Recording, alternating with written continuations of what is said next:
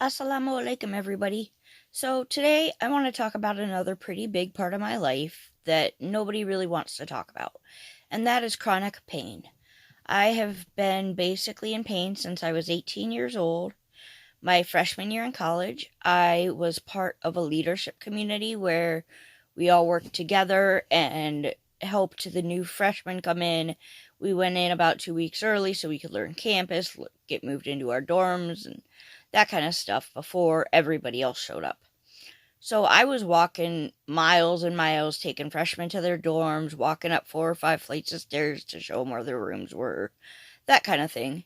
And by the end of the day, I felt like I had to crack my back. And when I cracked my back, I could not move. I literally had a bunk bed with like a loft bed, and underneath had a beanbag, and I laid in that beanbag until my mom and dad could come get me in their car, and take me home because I literally couldn't move. Um, from then on, and I believe that was the first time I herniated my back. I have degenerative disc disease, or DDD. I've also mentioned the EDS, but I'm going to focus on the spine today. I've got a spinal fusion. First, I had what's called a laminectomy discectomy, which is where they go in and they cut the bone from your vertebrae so that it has more room to move. And then they take the disc material that's protruding out into your spinal column. They take that all out, clean it up, and then they fuse those discs so they can no longer herniate anymore. And then I had a fusion, which is, like I said, they use steel rods or titanium rods, and they hope your spine will fuse itself. It will grow in. So you can't move that part of your spine. I can't bend from the hips, per se. I also am not supposed to bend anyway, but yeah, right. So this is a pretty big problem. During my spinal fusion, they really had to scrape the nerves and work on the nerves to get anything clean.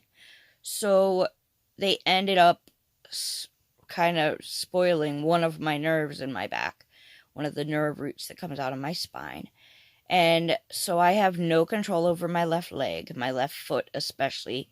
I can move it just a tiny bit up and down. I can't move it side to side at all. I can lock my knee, but I can't control my knee. So if I go to squat, it's going to go from locked to on the ground. That makes walking pretty difficult. And the knee dislocates constantly because there's no muscle there to keep it in place. So all these things are problems. I have problems with incontinence because the nerve is kind of ruined.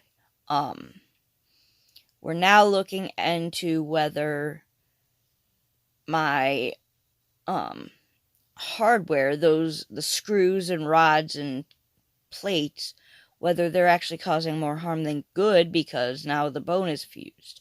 So they may have to go in and take those out. I have that appointment on Thursday, so tomorrow. No, 2 days away. I can't keep track of days anymore. So that's my spine, and that's another big part of my issues, is trying to learn to walk with that spine and with the leg being dead, and how to trust it and when not to trust it. All those kind of things all go into me being mobile. And that's why you'll see me a lot of times in a wheelchair, just because if one little thing is off, then it ruins the rest. So if my knee has dislocated, and once it dislocates, it'll often do it again and again unless you have it in a brace. So if my knee has gone out once today, then I often will have to be in the chair because it'll continue to go out. Or if my ankle isn't feeling strong, then it may go out, so I have to use a wheelchair. One little kirk in the chain of things can cause me to not be able to use my legs. Or my hands, because my hands are also being a huge problem.